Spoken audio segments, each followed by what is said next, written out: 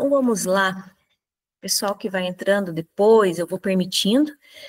Não sei se vai ser muito extenso esse momento nosso. Então, para quem é do Info, já tem esse material, já foi entregue no início dessa semana, e pedi para que vocês tentassem fazer, sem consultar o gabarito da UEPG, até para a gente tentar fazer ali uma reflexão hoje bem interessante sobre esse momento da história e tentar verificar quais são as questões que, né, são verdadeiras e as outras porque são falsas. E aí, ontem eu fui dar uma olhada, né, fazer a prova mesmo, eu faço a prova, independente do gabarito, eu olho ela assim, sem o gabarito, para fazer uma análise total dela e bem particularizada de cada questão. E aí eu incluí, então são 7 questões, se eu não me engano, que todas caíram na UEPG de 2022 para cá, então nas últimas 3 edições, né, dos vestibulares. Na última edição agora, que foi aquele vestibular atemporal, que foi para alguns cursos, se eu não me engano, aconteceu esse ano mesmo, não caiu nenhuma questão sobre República Velha, tá? Então, nesse último dos últimos ali, que foi agora, mês passado, acho. E aí eu subi também no arquivo, depois eu atualizo lá, uma questão da Federal de Santa Catarina, porque ela tem um problema. Tá? E por isso que eu selecionei essa questão para a gente analisar por último também. Tá? Então, em relação a esse período da história, então vou fazer um geralzão, depois nós vamos para o documento, tá? Então, dizer para vocês que foi um período muito extenso, então ele começa no ano de 1889, a Primeira República, esse é o nome da República, desse momento, Primeira República Brasileira. O termo República Velha, ele é um termo posterior que foi dado pelos que estavam vivendo a década de 1930, eles olharam para trás e falaram, aquele momento da história era um momento retrógrado, conservador, marcado por vários elementos de uma política oligárquica, então eles denominaram esse momento de República Velha. Então, esse período, ele é bem extenso, então ele termina em 1900, assim, o clássico, né, termina em 1930 com a chamada Revolução de 1930, ali com Vargas, e depois nós vamos estudar isso. Aí, esse período, ele tem várias fases. Então, ele é um período, assim, muito instável inicialmente, com os 3 presidentes ali, os 2 militares, Deodoro da Fonseca Floriano Peixoto e o Prudente de Moraes, bem instável em todos os sentidos, revoltas, contestação por todas as partes, até mesmo de elites agrárias que ficaram fora do jogo do poder, fora de cargos políticos, de ministérios, então toda aquela discussão ali inicial, quem vai para os ministérios, o governo provisório do Deodoro foi muito difícil, ele teve que chamar uma assembleia rapidamente, tentar promulgar uma constituição, que nós já sabemos o resultado dessa primeira constituição republicana e a segunda constituição brasileira. A economia estava muito abalada, porque, não que o café em si estava em crise, mas, assim, nesse processo de transição da queda da monarquia e início de um novo governo, a elite rural, ela ficou muito com ressalvas em relação ao que aconteceria nesse Brasil novo, politicamente. Então, era tudo muito instável, muito problemático, temeroso, principalmente com os avanços, né,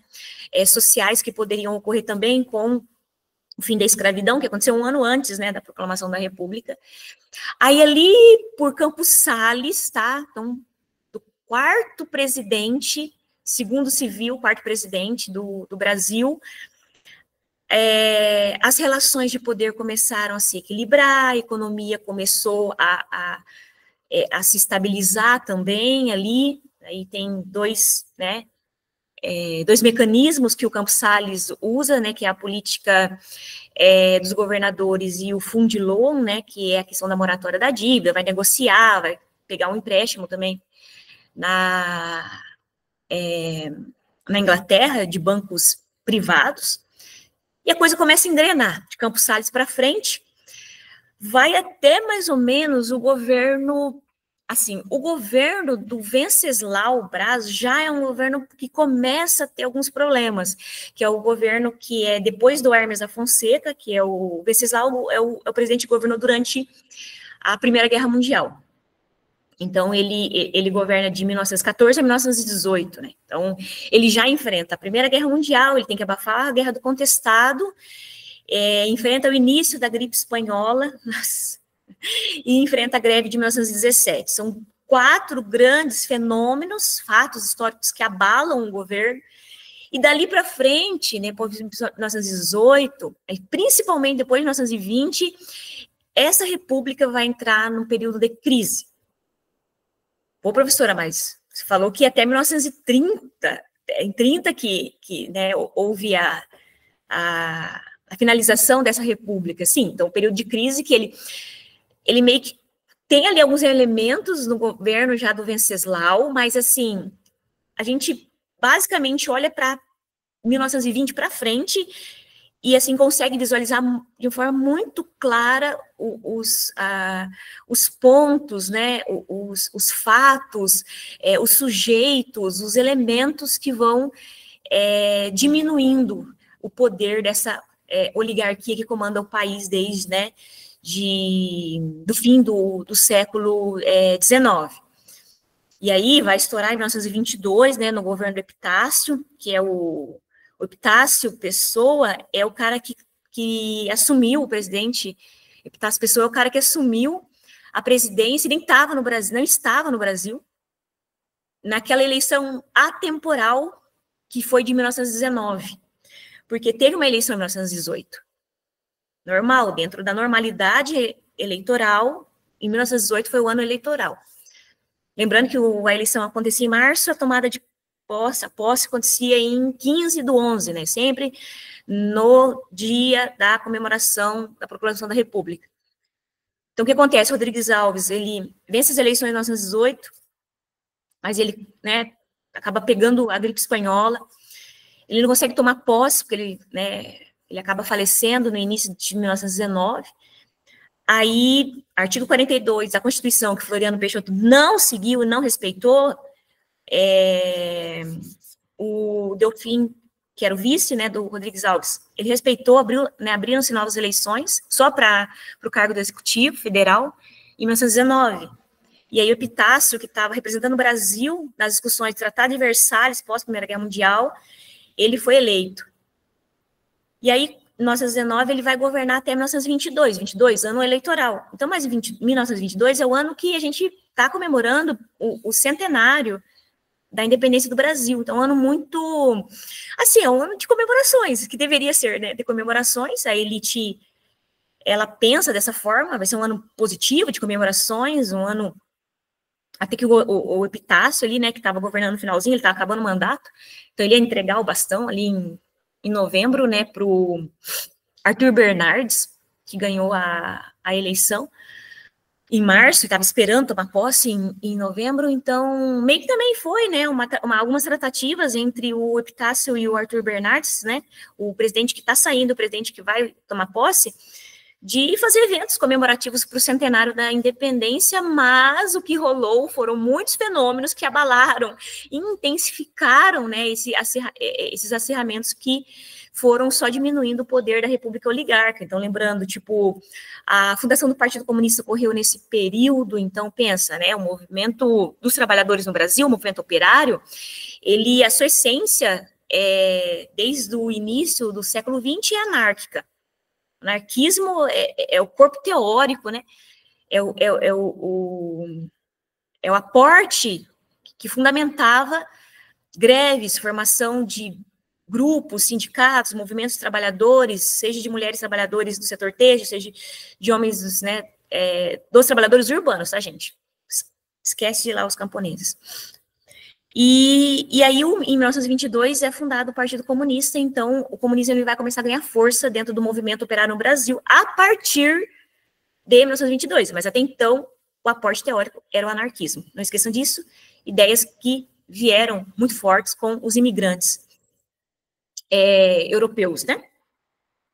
Falo europeus porque esse conjunto de ideias estava muito mais forte na Europa, né, e não no Japão. Os primeiros japoneses chegaram no Brasil, se eu não me engano, foi em 1908.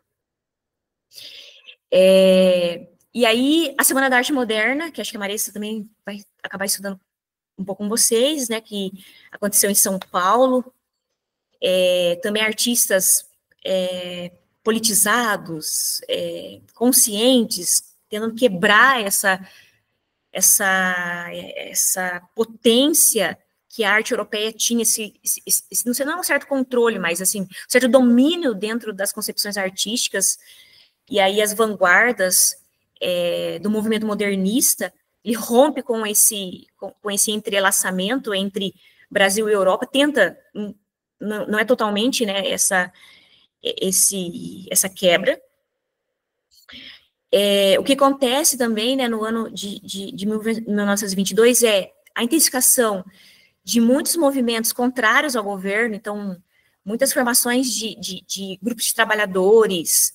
greves em vários polos industriais que, né, existiam,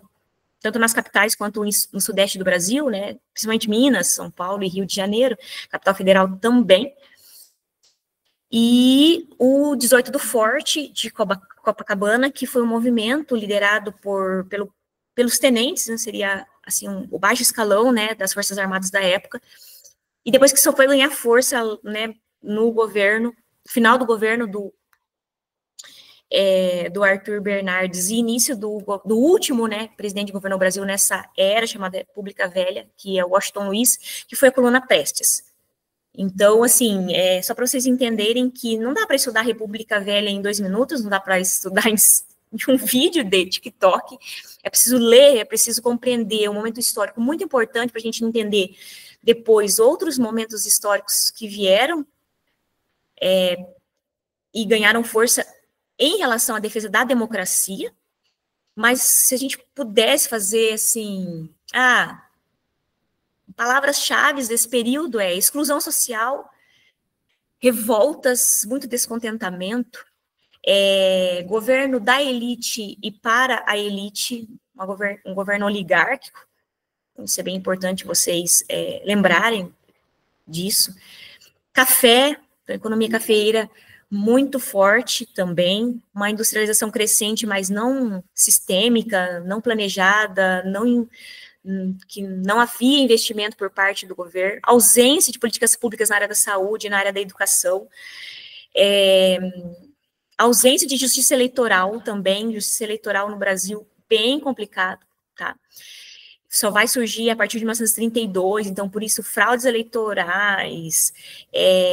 analfabetismo muito alto, curral, né, eleitoral muito enraizado nas regiões rurais do Brasil, então você tem uma concentração muito grande de pessoas vivendo no campo, trabalhando nessas grandes lavouras, dentro de um regime de exploração intenso, porque nós não tínhamos uma legislação trabalhista,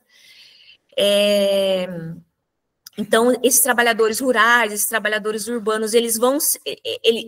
movimentar conforme o panorama criado por um Estado protecionista das grandes elites, então um Estado muito injusto, muito excludente, e aí por isso que muitas revoltas são muito radicais, né, revoltas urbanas e revoltas rurais. O Brasil muito dependente do mercado externo, então assim, se você olhar para o Brasil e naquela época, e observar grandes investimentos na área industrial ou na área de estrutura de inovação tecnológica, de reformas nos portos, né, ou até mesmo na questão de estrutura física das cidades, com certeza investimento de grupos estrangeiros que vão exigir, né, uma devolutiva disso, ou tudo isso feito, tudo não, né, mas boa parte disso, tudo realizado com empréstimos. Então, nossa dívida, ela vai se intensificando e vai aumentando, né, ao longo prazo, assim, né. Então, esse é o resumo geral que eu queria falar um pouquinho para vocês sobre isso, né, da República Velha.